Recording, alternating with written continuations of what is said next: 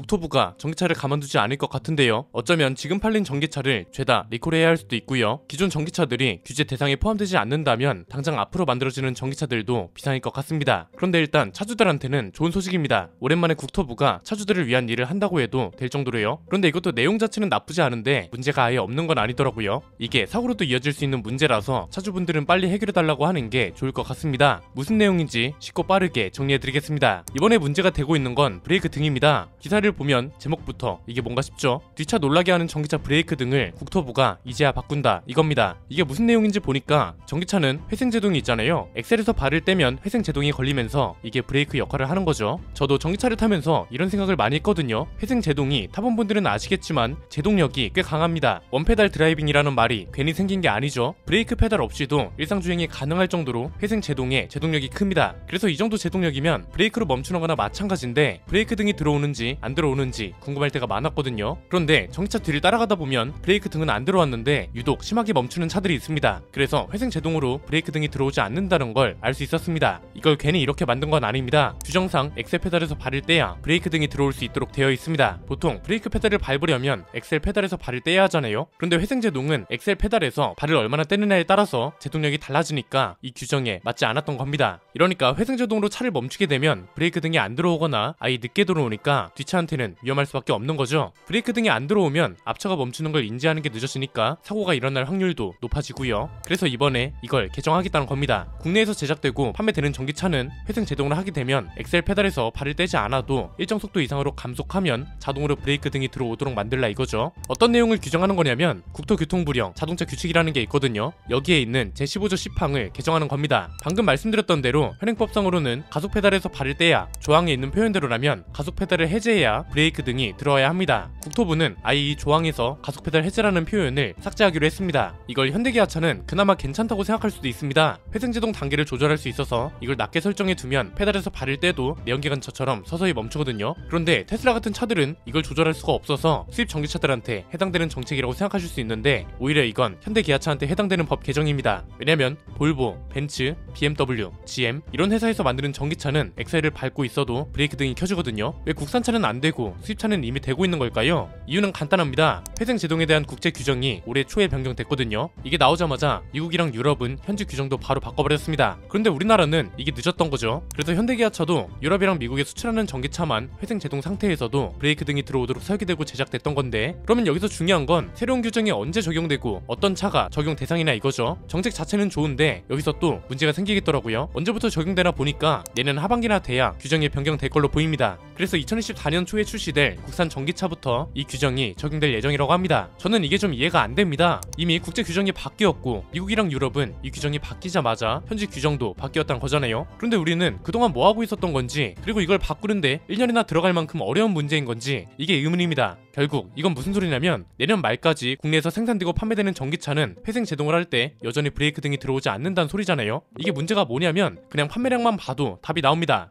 2021년까지 전기차 누적 등록 대수가 23만 대를 넘었습니다. 올해는 8월까지 통계가 잡혔는데도 이미 32만 대를 넘었다고요. 안전하고 관련된 문제를 왜 뒤로 미루는 건지 모르겠습니다. 여야 할 거 없이 본인들 유리할 때는 패스트트랙이다 뭐다 해서 그렇게 빨리 처리하면서 왜 이런 건 빠른 처리가 어려운 걸까요? 이게 진짜 문제가 되고 있는 이유가 전기차 차주들이 인지하지 못하고 있다는 거에 있습니다. 이건 그냥 이렇게 생각하면 쉽습니다. 지금은 브레이크 등이 웬만하면 LED잖아요. 그래서 전구가 나갈 일은 거의 없거든요. 그런데 일반 전구가 들어갈 때는 주기적으로 전구를 갈아줘야 했습니다. 필라멘트가 나가면 불이 안 들어오니까요. 그런데 차주들이 이걸 매일 체크하는 게 아니다 보니까 브레이크 등이 나간 차들을 흔하게 볼 수 있었습니다. LED 전구가 들어간 차들도 배선에 문제가 생기면 전구가 나갑니다. 이걸 모르고 다니는 차들이 많습니다. 마찬가지입니다. 브레이크 등이 들어오는지 안 들어오는지 인지하는 차주들이 없으니까 차주들도 이걸 조심해서 타야겠다는 생각조차 못하는 겁니다. 이게 진짜 안전 문제도 그렇고 보복 운전으로 오해할 수도 있는 거라서 최대한 빨리 바꿔줬으면 좋겠는데 1년이나 기다려야 한다고 하니까 답답한 거죠. 이거랑 또 하나 문제가 되는 게 전기차 보조금이죠. 전기차 보조금은 두 가지로 나뉩니다. 첫 번째는 소비자들한테 지급되는 구매 보조금이 있고 두 번째는 충전 사업자들한테 지급되는 충전기 설치 보조금이 있습니다. 일단 구매 보조금부터 보면요. 아직 개편 방향 같은 게 나오지 않았습니다. 그래서 지금 이거랑 관련된 논의를 하는 공무원께서 이걸 보신다면 회의에서라도 참고해 주셨으면 좋겠습니다. 구매 보조금에서 제일 문제가 되고 있는 건 단계적으로 보면 이렇습니다. 국가적인 단위부터 보면 수입차에 들어가는 보조금이 진짜 효율적인 건지에 대해서 생각해 봐야 합니다. 그 중에서도 문제가 되는 게 중국산 전기차죠. 중국산 전기차에 보조금을 주는 것 자체가 나쁘다는 게 아닙니다. 다른 수입차들도 보조금을 받아 받아야 형평성이 어긋나지 않죠. 그런데 국가적 사업의 일환으로 보조금을 주는 경우라면, 그리고 그 지급 대상이 독일차처럼 비싼 차가 아니라 트럭같이 생계형 자동차거나 대중적인 차들이라면 중국차보다는 국산차에 집중해주는 게 어떨까 싶습니다. 이건 승용차보단 사용차에 해당되는 말이죠. 버스라든지 회사 단위로 구매하는 트럭이라든지 이런 것들입니다. 얘네는 기본적으로 보조금 단위 자체가 다릅니다. 버스는 지자체 보조금까지 더하면 보조금 한 1억 원에 달하고 전기 트럭도 2천만 원 정도를 받아갈 수 있습니다. 우리나라가 미국이나 중국처럼 자국 우대 정책을 대놓고 할 수 없다는 건 국민들도 압니다. 그런데 적어도 시민의 발이 되는 버스라든가 단위가 많은 트럭 같은 차들은 국산차를 구매할 수 있도록 국가 차원에서 충분히 장려할 수 있는 거 아닌가요? 자료로 보면 쉽습니다. 전기 승용차는 국산차가 압도적으로 많은 보조금을 가져가고 있습니다. 가격 기준도 대부분 국산차만 충족시키고 판매량도 국산차가 많으니까 당연하죠. 그런데 그에 비하면 전기 버스는 국산차나 수입차나 비슷합니다. 고작 20세대 차이잖아요. 전기 버스 중에 수입차는 거의 100% 중국차라고 보시면 됩니다. 이거 많이 보여드렸죠. 올해 상반기에 중국산 전기 버스가 국내 점유율 50%를 가져가고 있고, 에디슨 모터스까지 생각하면 이미 중국 버스 점유율이 과반을 넘습니다. 이번엔 개인 단위로 볼까요? 제일 큰 문제는 보조금 재테크입니다. 보조금을 많이 받아서 차를 사고 이걸 웃돈을 주고 중고차로 팔아서 여기서 이익을 취하는 거죠. 관련해서 자세하게 다른 영상이 있으니까 참고해 주시면 될 것 같고요. 간단하게만 보면 전기차 보조금에도 보증기간 같은 걸 두면 해결된다고 말씀드렸습니다. 보조금은 국가에서 지급하는 거고 전기차랑 전혀 상관없는 국민들이 낸 세금으로 지급이 되는 겁니다. 이 소리는 뭐다? 보조금을 받고 차를 사는 순간 일정 기간 동안 이 차는 온전한 내 차가 아니란 거죠. 불특정 다수가 자동차 구매에 금전적인 도움을 준 거잖아요. 이 소리는 전기차 구매자들한테도 일정 수준의 책임이 부여된다는 소리거든요. 그냥 간단하게 생각하면 됩니다. 제가 차를 구매할 수 있게 도와주셔서 감사합니다. 열심히 타고 다니겠습니다. 이걸 실천할 수 있도록 하면 됩니다. 자동차도 제조사 보증이 있습니다. 거리나 기간을 설정해 두고 1년 이내 또는 몇만 킬로미터 이내에 팔면 보조금을 100% 환수한다든지 2년 이내에는 70%로 환수한다든지 이런 식으로 보증 거리랑 기간을 무조건 설정해 둬야 한다고 봅니다. 전기차 보급을 늘리기 위해서 보조금을 주는 거지 차주 개인의 이익을 위해서 주는 게 아니니까요. 진짜 순수한 목적으로 구매한 차주라면 이런 걸 딱히 반대할 이유도 없습니다. 만약에 차에 문제가 생겨서 어쩔 수 없이 팔아야 한다, 이런 건 정비 이력서 같은 걸 제출하든지 하면 보조금 환수 대상에서 제외해 준다든가 여러가지 방향으로 고민하면 된다고 봅니다. 두 번째는 충전기 관련 설치 보조금인데요. 이건 관련 내용이 벌써 나왔습니다. 그런데 이것도 딱히 와닿는 게 없었습니다. 충전기 설치 보조금은 뭐가 문제라고 했나요? 설치할 때만 보조금을 주고 설치 이후에 유지 보수와 관련된 건 평가 자체를 안 하는 게 문제라고 말씀드렸죠. 이러니까 고장 나 있는 충전기가 수두룩하다는 게 차주들 입장에선 문제가 되고요. 싸구려 중국산 충전기에 보조금만 낭비되고 있다는 것도 문제입니다. 그래서 충전기 관련 보조금은 어떻게 해야 한다고 했나요? 보조금 100%가 있으면 일단 설치할 때 50%를 주고 특정 기간 이상 유지 보수를 제대로 한 업체만 나머지를 지급하는 방식으로 가는 게 좋다고 했죠. 기간은 2년이든 3년이든 논의해서 정하면 되는 거고요. 이래야 업체들이 유지 보수에도 신경을 쓸 거잖아요. 이건 근본적인 방향으로 바꾸면 된다고 했습니다. 충전기 설치 수에 목적을 두지 말고 불량률부터 줄이자 이겁니다. 이번에도 나온 걸 보면 아쉽기만 합니다. 충전 인프라를 몇 개 구축하겠다 이런 식으로 목표를 잡았더라고요. 이것도 좋습니다. 당연히 충전기 숫자가 많아져야죠. 그런데 이거랑 같이 불량률을 줄여서 충전기 설치 효율을 높이겠다 이런 것도 같이 나와야 한다는 겁니다. 지금 주요 고속도로만 봐도 이렇게 인프라가 잘 되어 있습니다. 현대차 이픽 같은 게 아니면 사설업체 충전기가 대부분인데 두 개 중 한 개가 고장나 있으면 이건 설치해봤자 아닌가요? 전기차가 미래 사업이라면서요? 그런데 기반이 되어야 할 국가 정책이 이렇게 빈틈이 많고 허술하면 기업이 뭘 믿고 투자하고 연구 개발을 하겠어요? 전기차 브레이크 등 문제 이거 가능하면 내년 상반기 안에 끝내줬으면 좋겠고요. 보조금 문제도 근본적인 것부터 제대로 방향을 잡아줬으면 합니다. 오늘 내용은 여기까지입니다. 여러분의 의견을 댓글로 남겨주시면 차후 영상에 반영할 수 있도록 하겠습니다. 지금까지 저는 안피디였습니다. 감사합니다.